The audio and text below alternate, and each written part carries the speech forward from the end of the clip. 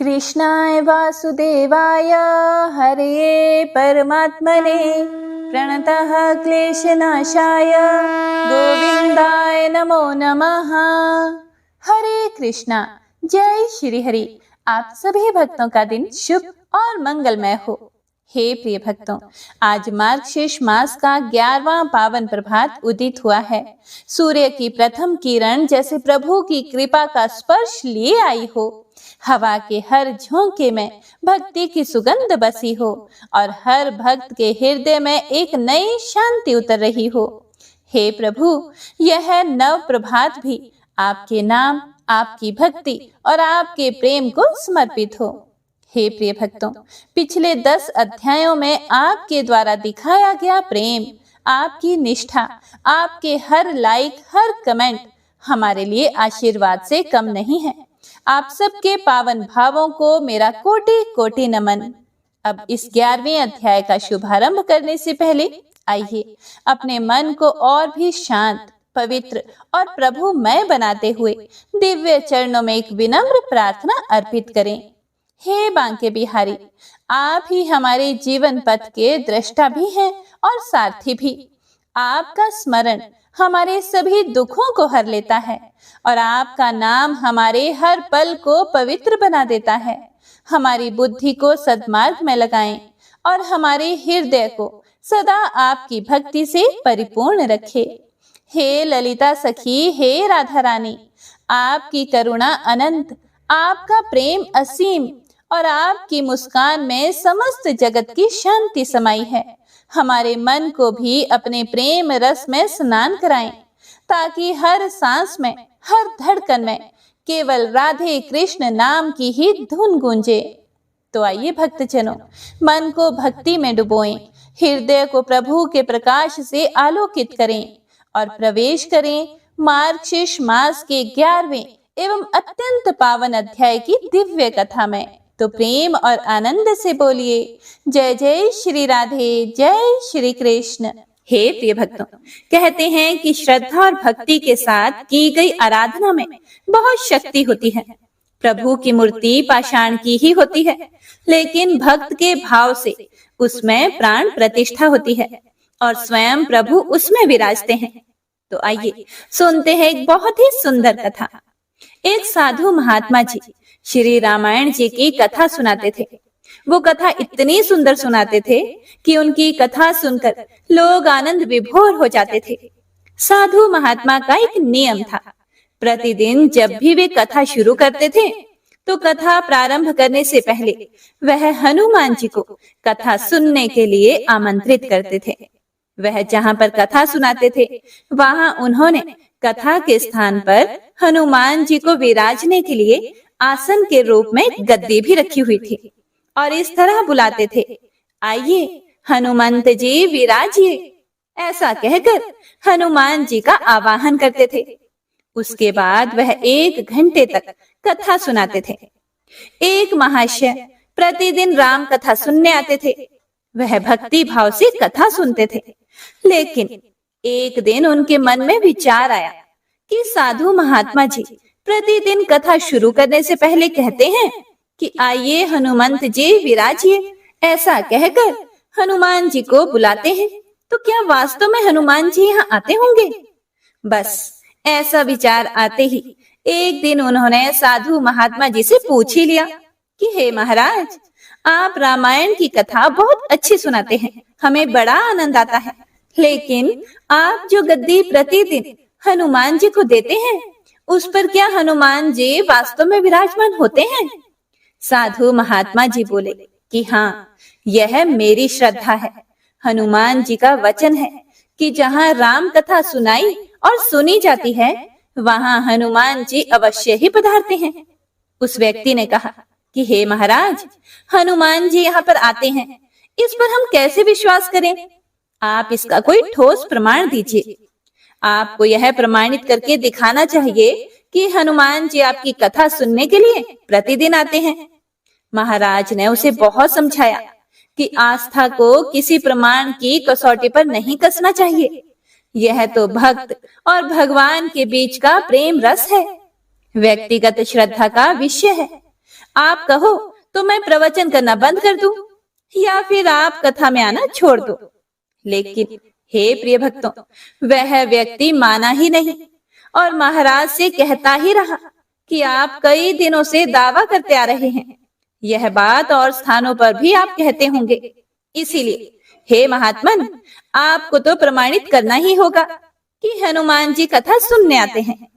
इस तरह दोनों के बीच विवाद होता रहा और अंत में साधु महात्मा जी ने कहा कि हनुमान जी आते हैं या नहीं, इसका प्रमाण मैं कल आपको दूंगा।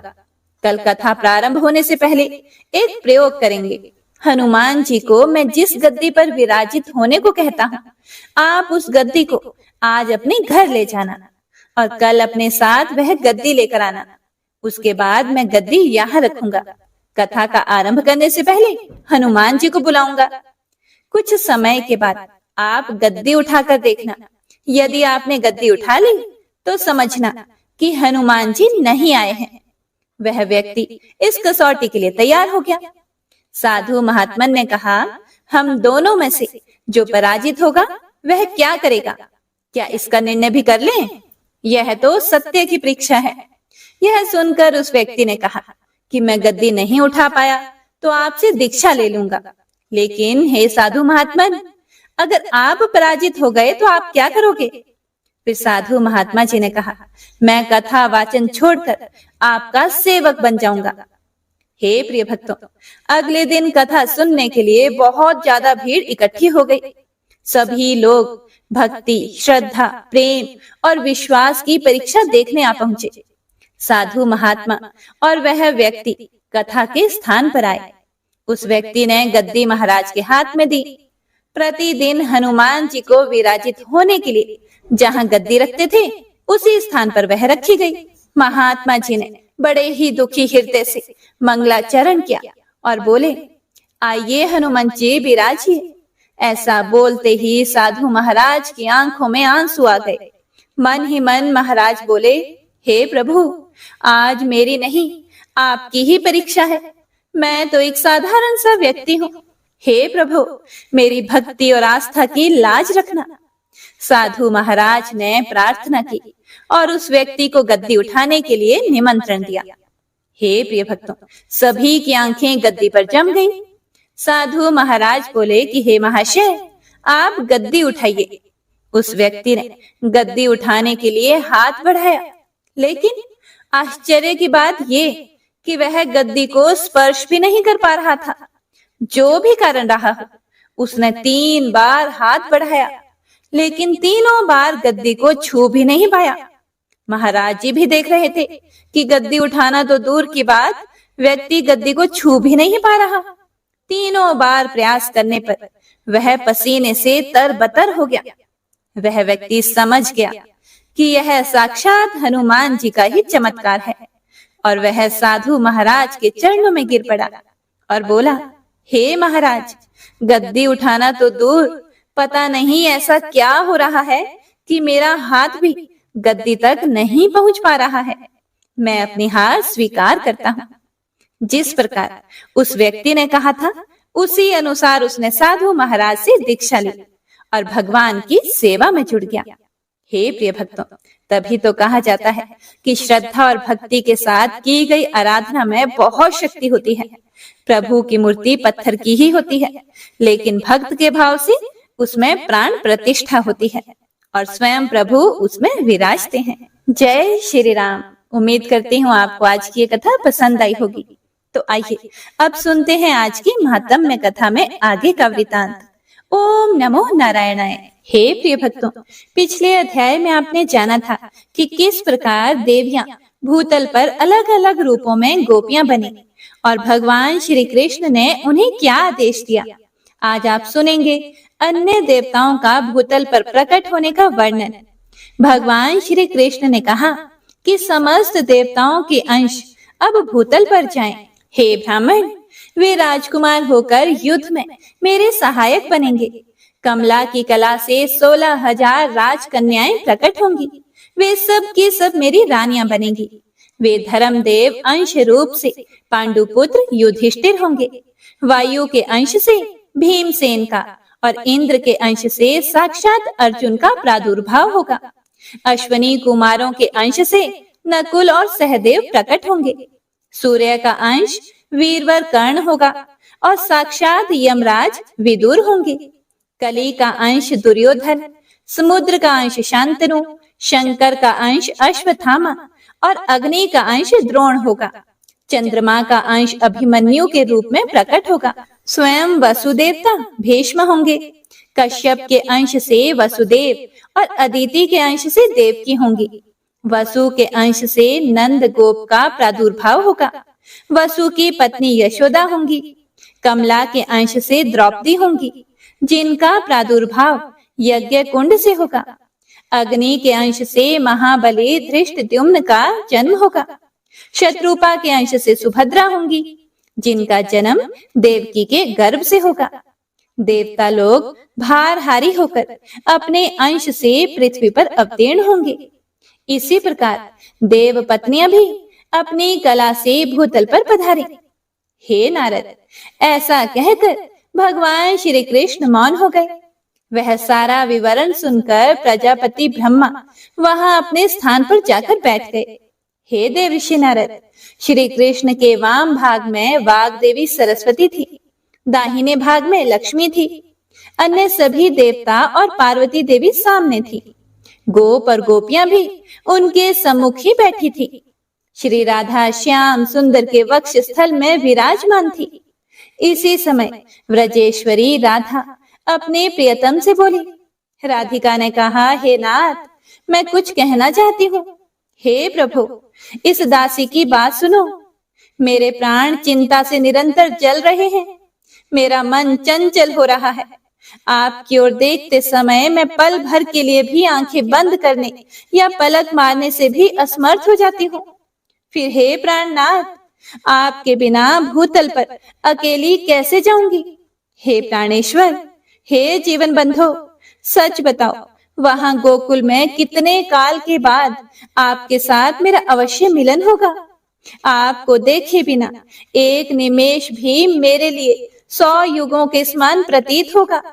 वहां मैं किसे देखूंगी, कहाँ जाऊंगी और कौन मेरी रक्षा करेगा? हे प्राणेश, आपके सिवा दूसरे किसी पिता, माता, भाई, बंधु, बहन अथवा पुत्र का मैं क्षण भर भी चिंतन नहीं करती हूँ। हे मायापते, यदि आप भूतल पर मुझे भेजकर माया से आच्छन्न कर देना चाहते हो, वैभव देकर मुझे भुलाना चाहते हो, तो मेरे समक्ष सच्ची प्रतिज्ञा करो। हे मधुसूदन, मेरा मन रूपी मधु आपके मकरंद युक्त चरणारविंद में ही नित्य निरंतर भ्रमर करता रहे। जहां जहां जिस योनि में भी मेरा यह जन्म हो, वहां वहां आप मुझे अपना स्मरण एवं मनोवांछित दास्य भाव प्रदान करोगे।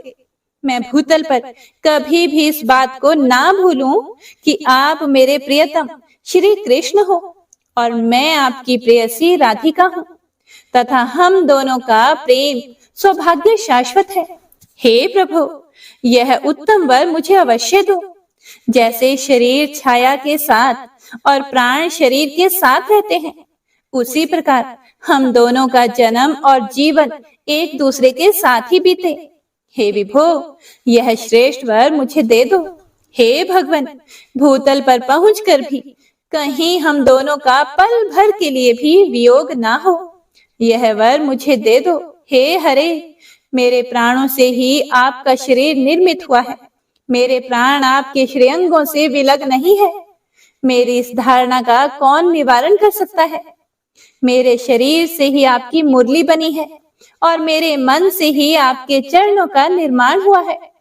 मेरा तात्पर्य यह है कि मैं आपकी मुरली को अपना शरीर मानती हूँ और मेरा मन आपके चरणों से कभी विलग नहीं होता है।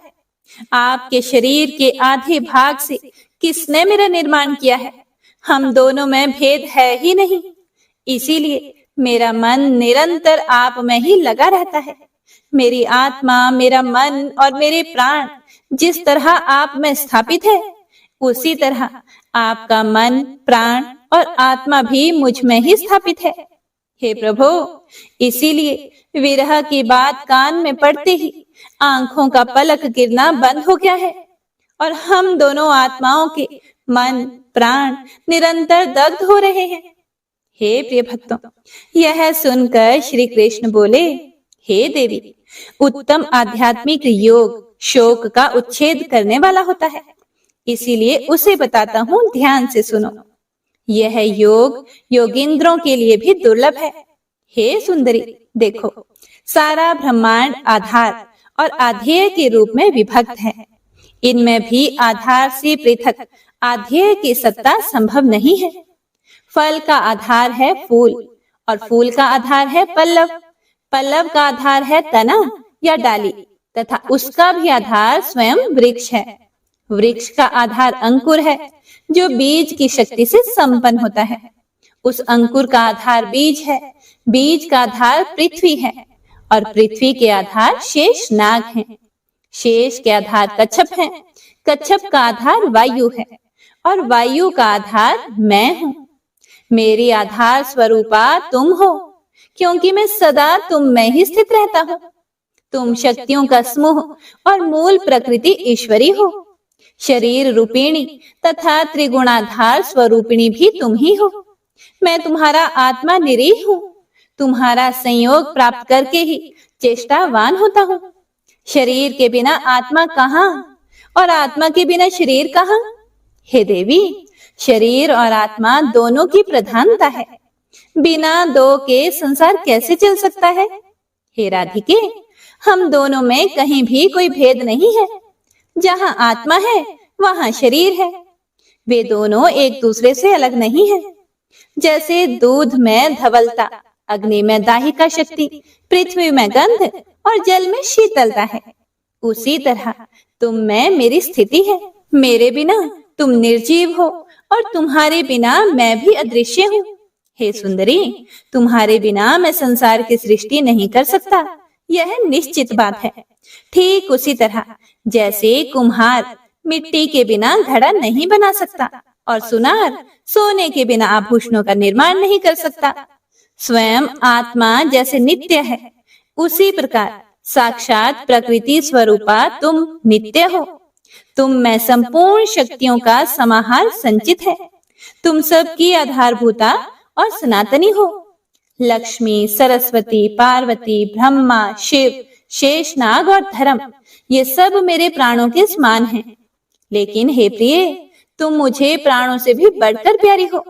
हे राधिके, ये सब देवता और देवियां मेरे निकट हैं, लेकिन तुम यदि इनसे अधिक ना होती तो मेरे वक्षस्थल में कैसे विराजमान हो सकती थी?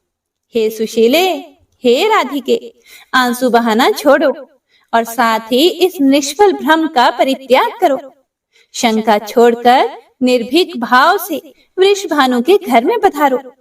हे सुंदरी, 9 मास तक कलावती के पेट में स्थित गर्भ को माया द्वारा वायु से भरकर रोके रहो। 10वां महीना आने पर तुम भूतल पर प्रकट हो जाना।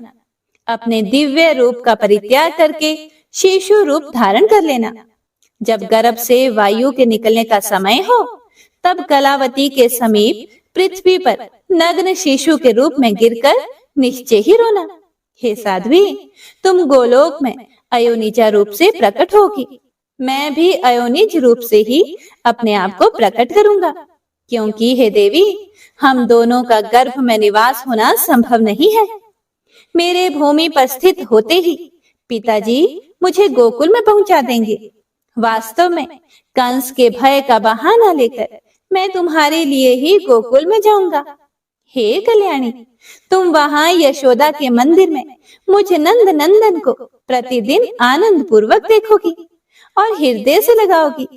हे राधिके, मेरे वरदान से तुम्हें समय पर मेरी स्मृति होगी और मैं तुम्हारे साथ वृंदावन में नित्य स्वच्छंद विहार करूंगा। सुशीला आदि जो 33 तुम्हारी सखियां हैं, उनके तथा अन्य अन्य बहुसंख्यक गोपियों के साथ तुम गोकुल को पधारो। असंख्य गोपियों को अपने अमृतोपम एवं परिमित वाणी द्वारा समझा बुझाकर आश्वासन देकर गोलोक में ही रखकर तुम्हें गोकुल में जाना है। हे राधिके, मैं भी असंख्य गोपों को यहीं स्थापित करके पीछे से वसुदेव के निवास स्थान मथुरापुरी में पदार्पण करूंगा। मेरे प्रिय से प्रिय गोप बहुत बड़ी संख्या में मेरे साथ क्रीड़ा के लिए व्रज में चले और वहां गोपों के घर में जन्म ले। हे देवऋषि नारद, ऐसा कहकर श्री कृष्ण मौन हो गए। देवता, देवियां, गोप और गोपियां वहीं ठहर गई। ब्रह्मा, शिव, धर्म, शेषनाग, पार्वती जी, लक्ष्मी जी और सरस्वती जी ने बड़ी प्रसन्नता के साथ प्रात पर श्री कृष्ण की स्तुति की। उस समय उनके विरह ज्वर से व्याकुल तथा प्रेम विवल गोपों और गोपियों ने भी भक्ति भाव से वहां श्री कृष्ण की स्तुति करके उनके चरणों में मस्तक झुकाया। विरह ज्वर से कातर हुई पूर्ण मनोरथा राधा ने भी अपने प्राणाधिक प्रियतम हृदय वल्लभ श्री कृष्ण का भक्ति भाव से स्तवन किया। उस समय श्री राधा के नेत्रों में आंसू भरे हुए थे। वे अत्यंत दीन और भय से व्याकुल दिखाई देती थीं। उन्हें इस अवस्था में देखकर स्वयं श्री हरि ने सांत्वना देने के लिए यह सच्ची बात कही। भगवान श्री कृष्ण बोले, हे प्रिय, सुस्थिर हो, भय का त्याग करो। जैसी तुम हो वैसा ही मैं हूँ। मेरे रहते तुम्हें क्या चिंता है? श्री राम के शाप की सत्यता के लिए कुछ समय तक मेरे साथ तुम्हारा वियोग रहेगा। उसके बाद मैं मथुरा में ही आ जाऊंगा। वहां भूतल का भार उतारूंगा।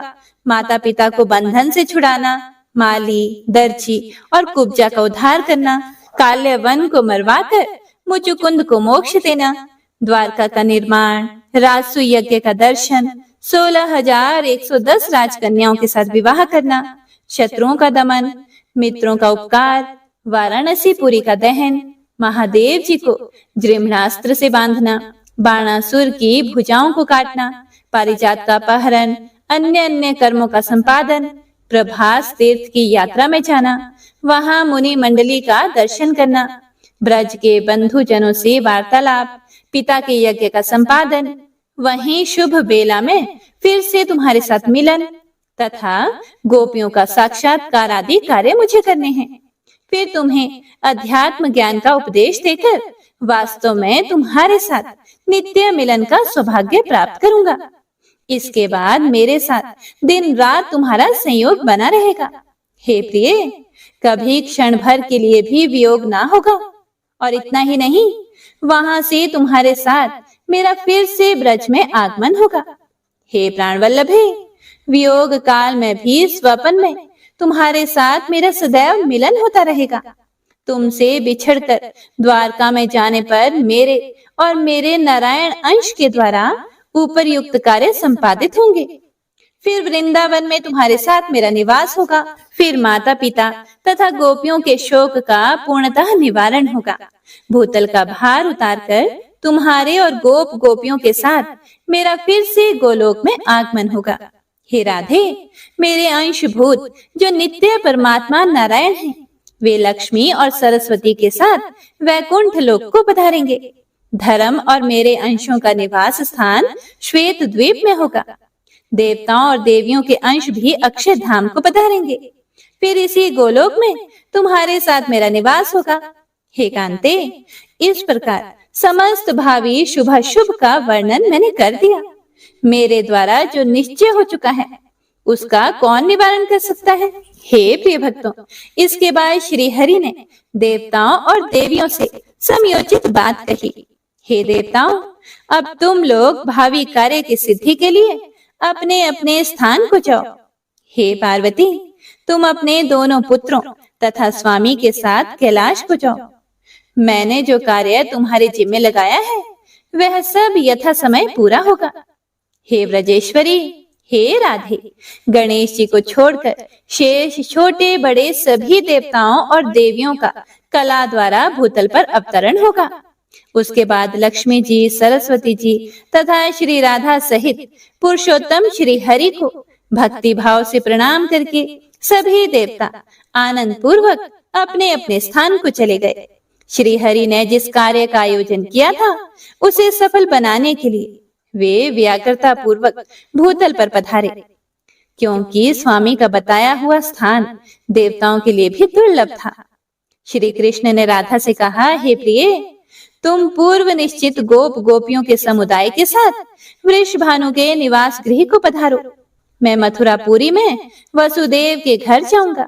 फिर कंस के भय का बहाना बनाकर गोकुल में तुम्हारे पास आ जाऊंगा। लाल कमल के समान नेत्रों वाली श्री राधा श्री कृष्ण को प्रणाम करके प्रेम विच्छेद के भय से कातर होकर उनके सामने फूट फूट कर रोने लगी। वे ठहर ठहर कर कभी कुछ दूर तक जाती और जा जाकर बार बार लौट आती थी। लौट कर फिर से श्री हरि का मुंह निहारने लगती थी। सती राधा शरत काल की पूर्णिमा के चंद्रमा की कांति सुधा से पूर्ण प्रभु के मुख चंद्र की सौंदर्य माधुरी का अपने निमेष रहित नेत्र चकोरों द्वारा पान करती थी।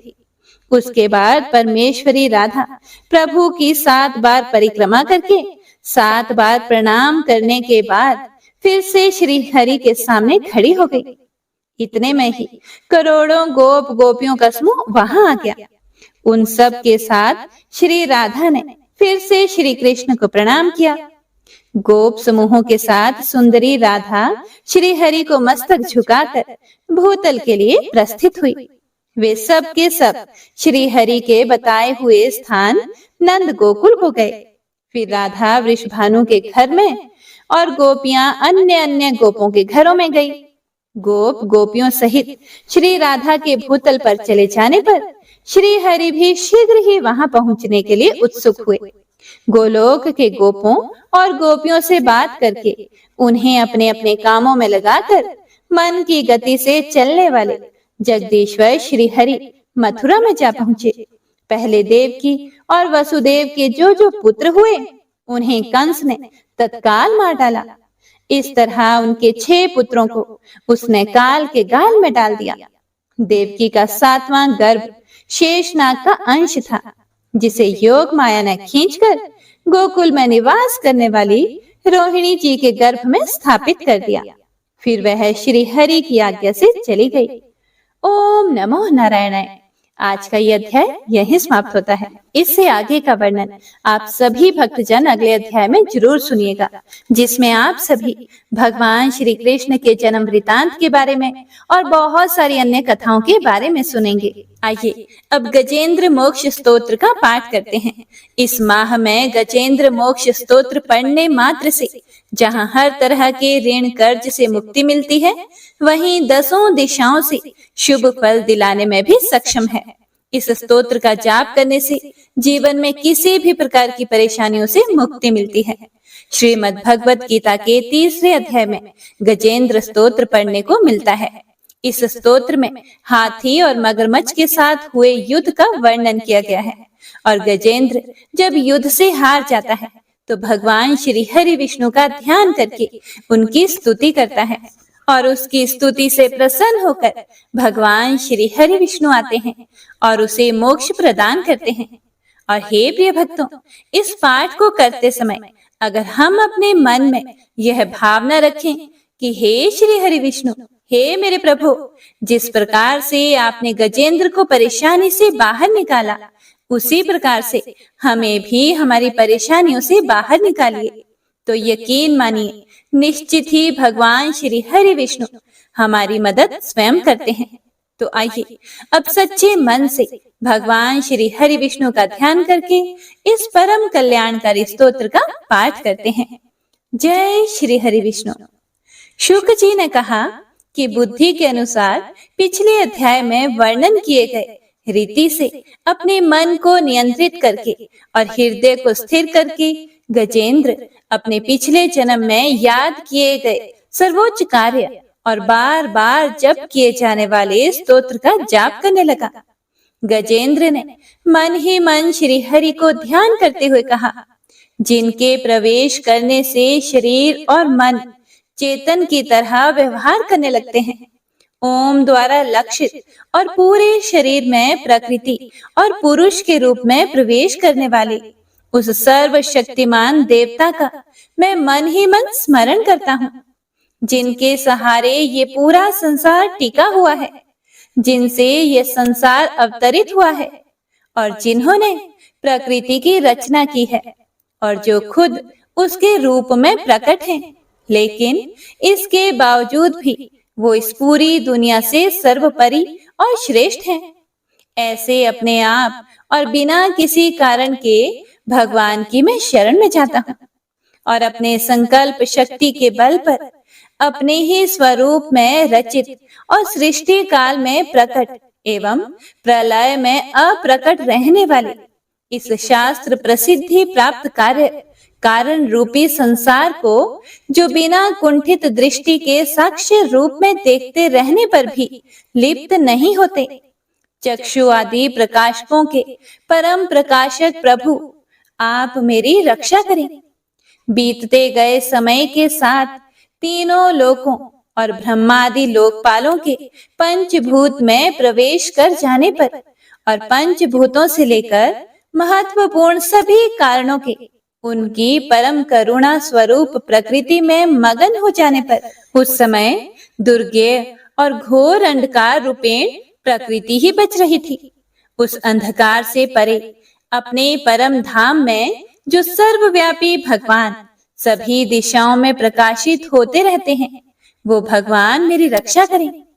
विभिन्न नाट्य रूपों में अभिनय करने वाले और उस अभिनेता के वास्तविक स्वरूप को जिस प्रकार से साधारण लोग भी नहीं जान पाते, उसी तरह से सत्व प्रधान देवता और महर्षि भी जिनके स्वरूप को नहीं जान पाते, ऐसे में कोई साधारण प्राणी उनका वर्णन कैसे कर सकता है। ऐसे दुर्गम चरित्र वाले भगवान मेरी रक्षा करें। अनेकों शक्ति से मुक्त सभी प्राणियों को आत्म बुद्धि प्रदान करने वाले, सबके बिना कारण हित और अतिशय साधु स्वभाव ऋषि मुनिजन, जिनके परम स्वरूप को देखने की इच्छा के साथ वन में रहकर अखंड ब्रह्मचर्य तमाम अलौकिक व्रतों को नियमों के अनुसार पालन करते हैं, ऐसे प्रभु ही मेरी गति हैं। वह जिनका हमारी तरह ना तो जन्म होता है और ना जिनके द्वारा अहंकार प्रेरित कर्म ही होते हैं, जिनके निर्गुण स्वरूप का ना कोई नाम है और ना ही कोई रूप है, इसके बावजूद भी समय के साथ इस संसार की सृष्टि और प्रलय के लिए अपनी इच्छा से अपने जन्म को स्वीकार करते हैं। उन अनंत शक्ति संपन्न परम ब्रह्म परमेश्वर को मेरा नमस्कार है। उन प्राकृत आकार रहित और अनेक रूप वाले अद्भुत भगवान को मेरा बारंबार नमस्कार है। स्वयं प्रकाशित सभी साक्ष्य परमेश्वर को मेरा शत शत नमन है। वैसे देव जो मन, वाणी और चित्त वृत्तियों से परे हैं, उन्हें मेरा बारंबार नमस्कार है। विवेक से परिपूर्ण पुरुष के द्वारा सभी सत्व गुणों से परिपूर्ण, निवृत्ति धर्म के आचरण से मिलने योग्य और मोक्ष सुख की अनुभूति रूपी भगवान को मेरा नमस्कार है। सत्व गुणों को स्वीकार करके शांत, रजोगुण को स्वीकार करके घोर और तमोगुण को अपनाकर मूढ़ से प्रतीत होने वाले, भेद रहित अतएव सदा संभाव से स्थित ज्ञान धन प्रभु को मेरा नमस्कार है। शरीर, इंद्रिय आदि के समुदाय रूप सभी पिंडों के ज्ञाता, सबके स्वामी और साक्षी स्वरूप प्रभु को मेरा बारंबार नमस्कार है। सबके अंतर्यामी, प्रकृति के भी परम कारण लेकिन स्वयं कारण रहित भगवान को मेरा शत शत नमस्कार है। सभी इंद्रियों और सभी विषयों के जानकार, सभी प्रतीतियों के कारण रूप संपूर्ण जड़ प्रपंच और सबकी मूलभूता अविद्या के द्वारा सूचित होने वाले और सभी विषयों में अविद्या रूप से भासने वाले भगवान को मेरा नमस्कार है। सबके कारण लेकिन स्वयं कारण रहित तथा कारण होने पर भी परिणाम रहित होने की वजह से अन्य कारणों से भी विलक्षण कारण, आपको मेरा बारंबार नमस्कार है। सभी वेदों और शास्त्रों के परम तात्पर्य, मोक्ष रूपी और श्रेष्ठ पुरुषों की परम गति देवता को मेरा नमस्कार है। वह जो त्रिगुण रूपों में छिपी हुई ज्ञान रूपी अग्नि है, वैसे गुणों में हलचल होने पर जिनके मन में संसार को रचने की वृत्ति उत्पन्न हो उठती हो और जो आत्मा तत्व की भावना के द्वारा विधि निषेध रूप शास्त्र से भी ऊपर उठे हों, जो महाज्ञानी महात्माओं में स्वयं प्रकाशित हो रहे हैं, ऐसे भगवान को मेरा नमस्कार है। मेरे जैसे शरणागत पशु के समान जीवों की अविद्या रूप फांसी को पूर्ण रूप से काट देने वाले परम दयालु और दया करने में कभी भी आलस्य नहीं करने वाले भगवान को मेरा नमस्कार है। अपने अंश से सभी जीवों के मन में अंतर्यामी रूप से प्रकट होने वाले सर्वनियंता अनंत परमात्मा आपको मेरा नमस्कार है। जो शरीर, पुत्र, मित्र, घर और संपत्ति सहित कुटुंबियों में अशक्त लोगों के द्वारा कठिनाई से मिलते हों और मुक्त पुरुषों के द्वारा अपने हृदय में निरंतर चिंतित ज्ञान स्वरूप सर्व समर्थ परमेश्वर को मेरा नमस्कार है। वह जिन्हें धर्म, अभिलाषित भोग, धन और मोक्ष की कामना से मनन करके लोग अपनी मनचाही इच्छा पूर्ण कर लेते हैं, अपितु जिन्हें विभिन्न प्रकार के अयाचित भोग और अविनाशी पार्षद शरीर भी देते हैं, वैसे अत्यंत दयालु प्रभु मुझे इस प्रकार की विपदा से हमेशा के लिए बाहर निकालें। वह जिनके एक से अधिक भक्त हैं, जो मुख्य रूप से एकमात्र उसी भगवान की शरण में हैं, जो धर्म, अर्थ आदि किसी भी पदार्थ को नहीं चाहते, अपितु जो केवल उन्हीं के परम मंगलमय एवं अत्यंत विलक्षण चरित्र का गुणगान करते हुए उनके आनंदमय समुद्र में गोते लगाते रहते हैं।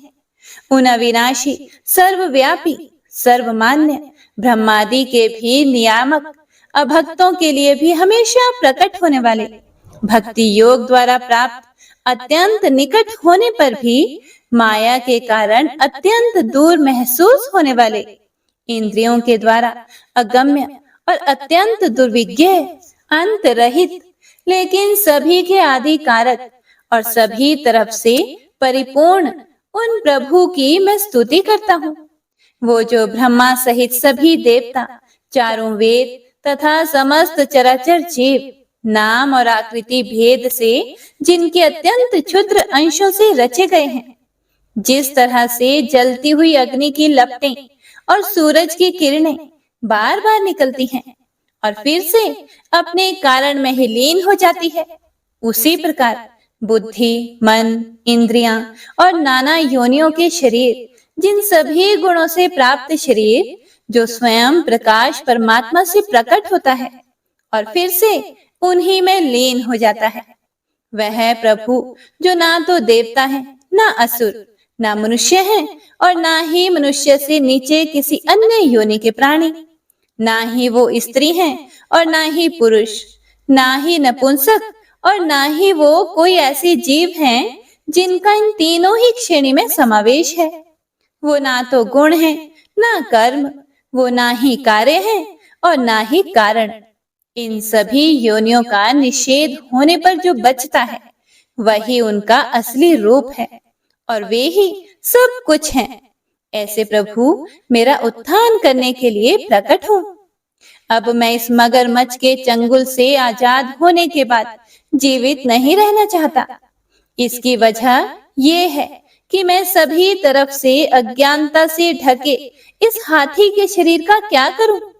मैं आत्मा के प्रकाश से ढक देने वाले अज्ञानता से युक्त इस हाथी के शरीर से मुक्त होना चाहता हूँ, जिसका काल क्रम से अपने नाश नहीं होता, बल्कि ईश्वर की दया और ज्ञान से उदय हो पाता है।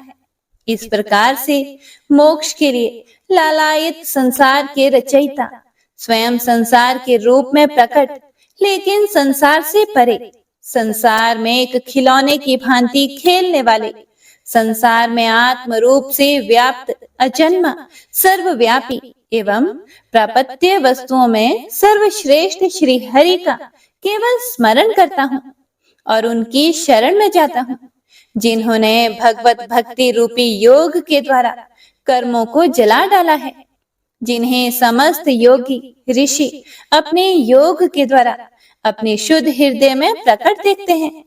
उन योगेश्वर भगवान को मेरा नमस्कार है।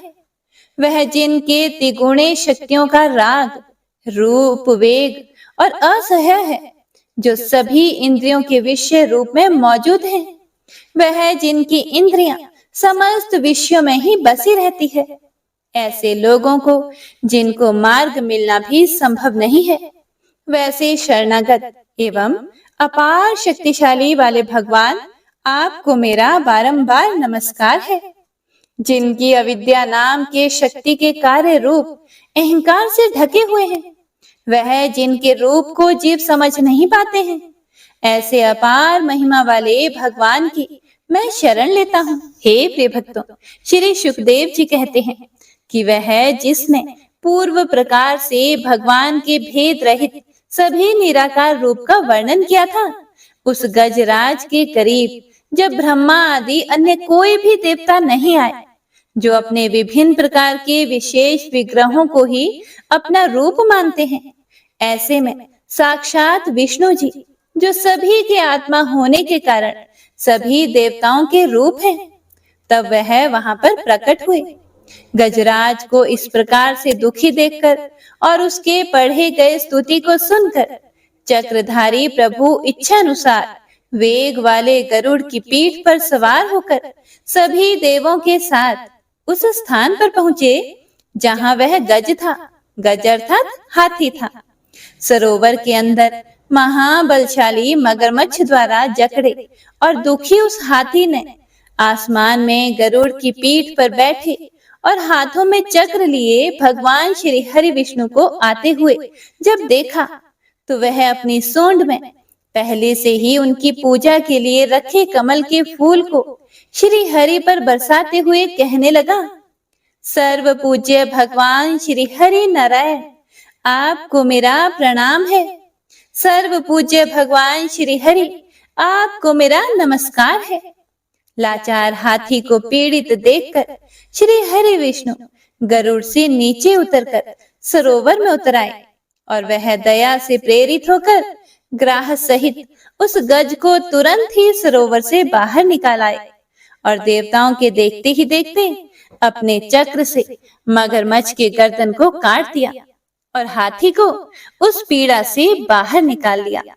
तो इसी के साथ गजेंद्र मोक्ष स्तोत्र संपूर्ण हुआ। तो सभी एक बार प्रेम से बोलिए, भगवान श्री हरि विष्णु की जय।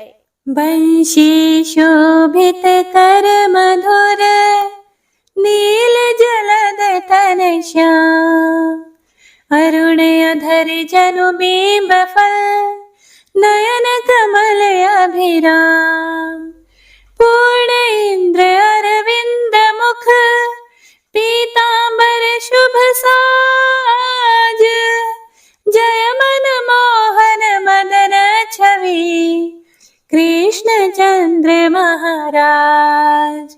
जय यदुनंदन जय जगवंदन, जय वसुदेव देवकी नंदन, जय यशोदासुत नंद दुलारे, जय प्रभु भक्तन के धृत तारे, जय नटनागर नागन थैया कृष्ण कन्हैया धेनु चरैया, पुनि नख पर प्रभु गिरिवर धारो, आओ दीनन कष्ट निवारो, वंशी मधुरे अधर धर तेरे, होवे पूर्ण मनोरथ मेरी, आओ हरि पुनि माखन चाखो, आज लाज भारत की राखो, गोल कपोल चिबुक करुणारे, मृदु मुस्कान मोहिनी डारे, रंजित राजीव नयन विशाला, मोर मुकुट वैजंती माला,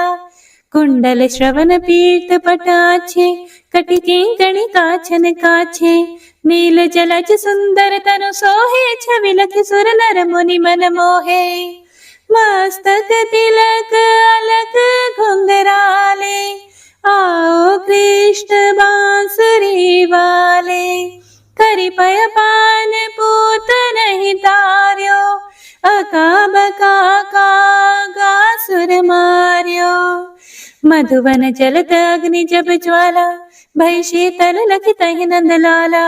सुरपति जब ब्रज चढ़े और साई, मौसर धार वारी वर्षाई।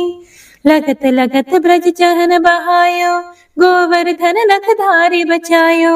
लखी यशोदा मन ब्रह्म अधिकाई, मुख मह 14 भुवन दिखाई।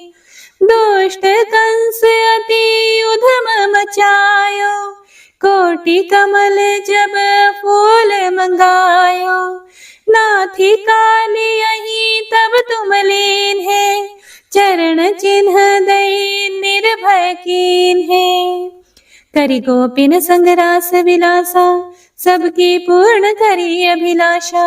केतिक महासुर संहार्यो, कंस ही केस पकड़ी दई मार्यो। मात पिता की बंदी छुड़ाई, उग्रसेन कहा राज दिलाई। मही से मृतक चाहो सुत लायो, मातु देव की शोक मिटायो। भौमासुर मुर दैत्य सहारी, लाए 18 सहस कुमारी। दई भी नहीं तृण चीर सहारा, जरा सिंधु राक्षस कह मारा। असुर बकासुर आदिक मार्यो, भक्तन के तब कष्ट निवार्यो। दीन सुदामा के दुख टार्यो, तंदुल 3 मूठ मुख डार्यो। प्रेम के साग विदुर धर मांगे, दुर्योधन के मेवा त्यागे। लखी प्रेम की महिमा भारी, ऐसे श्याम दीन हितकारी। भारत के पारथ रथ हाके, लिए चक्र करे नहीं बलता के।